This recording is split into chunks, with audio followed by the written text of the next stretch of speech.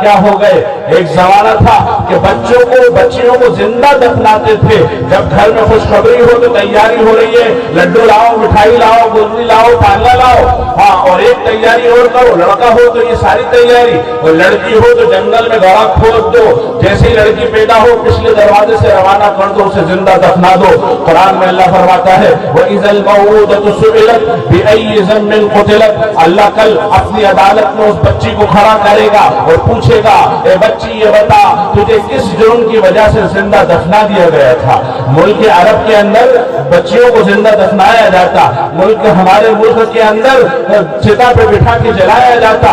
اور یونان کے ارسطو اور افلاطون اتنے بڑے بڑے فلسفی عورت کو جانوروں کی کیٹیگری میں رکھتے, لیکن میرے آقا آئے اور انہوں نے بشارت سنائی, اے لوگوں اگر تمہارے گھر کے اندر ایک بیٹی ہو, اس کی صحیح تربیت کر دی, پرورش کر دی, جنت واجب ہو گئی.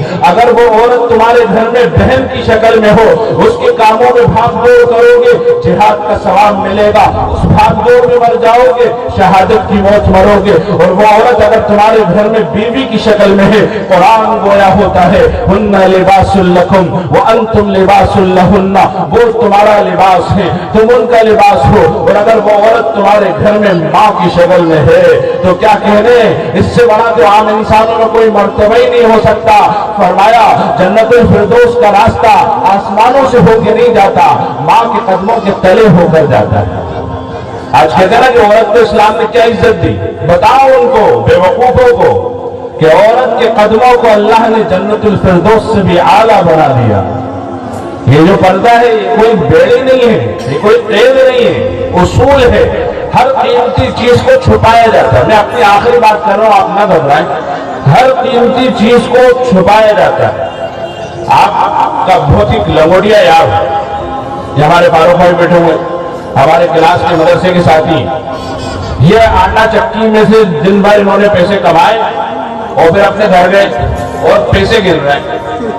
اگر قاری رئیس صاحب پہنچ جائیں گے تو حالانکہ پکے دوست ہیں, ساتھ پڑھے, لیکن یہ جلدی سے پیسوں کو ایسے فولڈ کریں گے ترجیح کے لیے سرکار قیمتی چیز کو چھپایا جاتا ہے. ماں بہنیں تقریب میں سے آتی ہیں, ماں بیٹی سے کہتی ہے بیٹا یہ ہار اتار دو, باکس میں رکھ دو, لاکر میں رکھ دو, تالا لگاؤ. الماری میں بھی تالا, دو چابیوں میں تالوں میں اس سونے کے ہار کو رکھا جا رہا ہے. ہیرے جواہرات سینٹر ٹیبل پہ نہیں سجائے جا رہے, کیوں قیمتی ہیں, چھپایا جائے گا.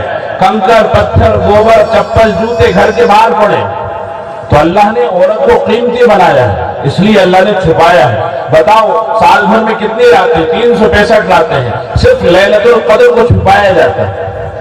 24 گھنٹے میں ہزاروں ساعتیں ہیں. لیلۃ الاجابہ کو, قبولیت کی گھڑی کو اللہ نے چھپا دیا. دنیا میں کتنی کتابیں ہیں لیکن قرآن کو نہیں بس جزدان میں رکھا جاتا ہے. دنیا میں کتنے گھر ہیں لیکن صرف بیت اللہ پہ غلاف ڈالا جاتا ہے. ارے اس سے بڑی کیا بات ہوگی کہ اللہ خود چھپا بیٹھا ہے کہ ناپاک نظروں کو نظر نہیں آؤں گا, پہلے پاک ہو کر آؤ, روح پاک, جسم پاک, عمل پاک, اخلاق پاک, ڈبل فلٹر ہو کر آؤ گے, پیوریفائی ہو کر آؤ گے, پھر آخر میں اپنا دیدار کراؤں گا. ایسے ہر کسی کو نظر نہیں آؤں گا. تو اللہ دنیا کی عورت کے بارے میں بھی یہی چاہتا ہے کہ کوئی اسے دیکھ نہ سکے, کوئی غلط نظر اس پہ پڑ نہ سکے, کیونکہ میری بہنیں موجود ہیں بہت درد سے, بھائی کی حیثیت سے. تم یہ سوچ کے گھر جانا کہ ہمارے بھوپال والے بھائی نے ہم سے یہ کہا, اس بھائی والے جذبے سے میں آپ سے کہتا ہوں یقیناً آپ ایسی نہیں ہو, اور جو جلسے میں موجود ہیں وہ بھی ایسی نہیں ہے, لیکن ان کے آس پاس ضرور ایسی عورتیں ہوں گی کہ اللہ کے نبی نے فرمایا. یہ بات میری بہنیں اور یہ بچیاں بہت غور سے سن لیں. ایک بات ہے کہ اللہ کے نبی نے آخری زمانے کے کچھ فتنے بتائے, آخری زمانے کے فتنے, تو کوئی تو وہ ہے جو ان فتنوں میں مبتلا ہو جائے گا. تو بتاؤ کیا وہ بد نصیب نہیں؟ بتاؤ, ارے ہندی میں تو کر رہا ہوں بیان, وہ ہے نہیں بد نصیب جو فتنے میں مبتلا ہو جائے, وہ بد نصیب ہے. لیکن جو خود فتنہ بن جائے وہ کتنا بڑا بد نصیب. ایک تو ہے دجال کی فتنے میں کوئی پھنس جائے تو وہ بد نصیب, اور کوئی خود ہی دجال بن جائے تو بتاؤ وہ کتنا بڑا بد نصیب. اللہ کے نبی نے آخری زمانے کے فتنوں میں سے ایک فتنہ بتایا, کاسیات, عاریات, مائلات, ممیلات, کہ ایسا زمانہ آئے گا کہ کچھ عورتیں پردہ کر کے بے پردہ ہوں گی. میں ادب کیونکہ بہنیں موجود ہیں اس لیے ادب میں یہ بات کہہ رہا ہوں. یہ الفاظ اور مزید سخت ہیں. آپ نے فرمایا کپڑے پہن کے بھی بے پردہ ہوں گے اور ان میں سے بعضی ایسی ہوں گی جو خود دوسروں کی طرف مائل ہوں گی اور دوسروں کو اپنی طرف مائل کریں گی. مجھے پورا اللہ کی ذات سے امید ہے کہ اس مجمع میں ایک بھی عورت ایسی نہیں ہے, لیکن ضرور ان عورتوں نے ان عورتوں کو دیکھا ہوگا جن کا عمل یہ ہے کہ وہ سب سے پہلے تو میک اپ کریں گی, اس کے بعد موبائل کے اوپر فلٹر لگائیں گی. تم مت ہنسو, لڑکوں کا بھی یہی حال ہے کہ وہ پہلے جو میک اپ کریں گی اور پھر اس کے بعد موبائل پہ فلٹر لگایا اور ایک خوبصورت سا فوٹو کھینچا اور اس کے بعد اسے موبائل پہ ڈال دیا. اب ان کی کیا چاہت ہے کہ لوگ مجھے پسند کریں, ہے کہ نہیں؟ لائک پہ لائک آئیں, 10 آ گئے, 15 آ گئے, 20 آ گئے, 50, خوش ہو رہی ہیں, لائک آ رہے. کون دیکھ رہا ہے؟ بھائی نے دیکھا, تھوڑا اندر ناراض ہوا, لیکن کیا کہے, وہ تو خود بھی فوٹو اپنے جانے کہاں ڈالتا ہے, لے چھپے.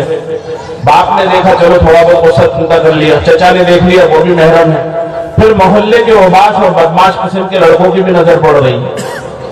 پھر جو ہے دوسرے شہروں کے لوگ دیکھ رہے ہیں, وہ بھی دیکھ رہے ہیں جو عقیدے والے ہیں, وہ بھی دیکھ رہے ہیں جو بے عقیدہ ہے, وہ بھی دیکھ رہے ہیں جو انسان ہے, وہ بھی دیکھ رہے ہیں جو انسان کی شکل میں جانور ہے. نہ جانے کتنی گندی نگاہوں نے اس فوٹو کو دیکھا اور یہ چاہ رہی ہے کہ لائک بڑھتے جائے, لائک بڑھتے جائے, لائک بڑھتے جائے.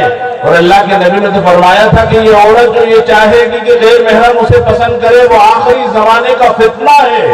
اگر یہ عورت اللہ کے نبی کے بتائے ہوئے فتنے میں مبتلا ہونے کی جگہ خود ہی فتنہ بن گئی تو بتاؤ کتنی بڑی بد نصیب ہے.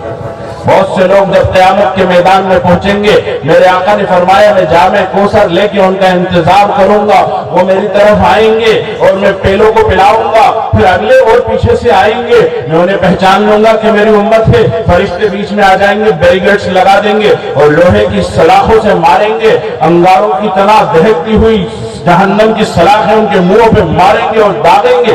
میں کہوں گا میری امت ہے آنے دو, میری امت ہے آنے دو. تو وہ کہیں گے اللہ کے نبی آپ کو خبر نہیں ہے کہ انہوں نے آپ کے دین کا کیا حال کیا. وہ دین جس کے لیے آپ کی بیٹیاں سسکی ہیں, وہ دین جس کے لیے آپ کی زینب کو نیزہ پڑا, 7 سال تک زینب تڑپی, 8ویں سال میں شہید ہو گئی. وہ دین جس کی وجہ سے آپ کی چچا کے لاش کے ٹکڑوں کا مسئلہ کیا گیا, ناک کان کاٹ کے ہار بنا کے پہنا گیا, ہاتھ پیر کاٹ کے پھینک دیے گئے, سینہ چیر کے دل نکال کے چبایا گیا, حضرت حمزہ کے پاکیزہ لہو کو احد کی فضاؤں میں اڑایا گیا, 40 گھوڑوں کو حضرت حمزہ کی لاش پہ دوڑایا گیا. وہ دین جس کی وجہ سے آپ کا چاند سا چہرہ زخمی ہوا, آپ کے دندان مبارک شہید ہوئے, آپ کے سر پہ چوٹیں لگی, آپ کے پیروں میں کانٹے ڈلے, آپ کے سروں پہ کچرا ڈالا, آپ کو پاگل مجنون دیوانہ کہا گیا, جس کے لیے آپ نے, آپ کے خاندان نے, آپ کے صحابہ نے قربانی دی تھی اور اس درخت کو ہرا کیا تھا. آپ کی دنیا سے پردہ کرنے کے بعد آپ کو نہیں معلوم کہ انہوں نے اس دین کا کیا حشر کیا تھا. اس وقت اللہ کے نبی خود فرمائیں گے سحقاً سحقا, انہیں میری نظروں کے سامنے سے ہٹا دو, میری نظروں کے سامنے سے ہٹا دو. قیامت کے دن اگر اللہ ناراض ہو جائے, نبی کی سفارش میں ہو سکتا ہے راضی ہو جائے, جس سے نبی ناراض ہو جائے وہ کہاں جائے. دنیا کے اتنے لاکھ لائک مل گئے, قیامت کے دن ایک ڈز لائک ہے محمد مصطفیٰ کا, اس سے بچ کے کیا کوئی نکل سکتا ہے؟ تو اللہ نے عورت کو چھپایا ہے اس لیے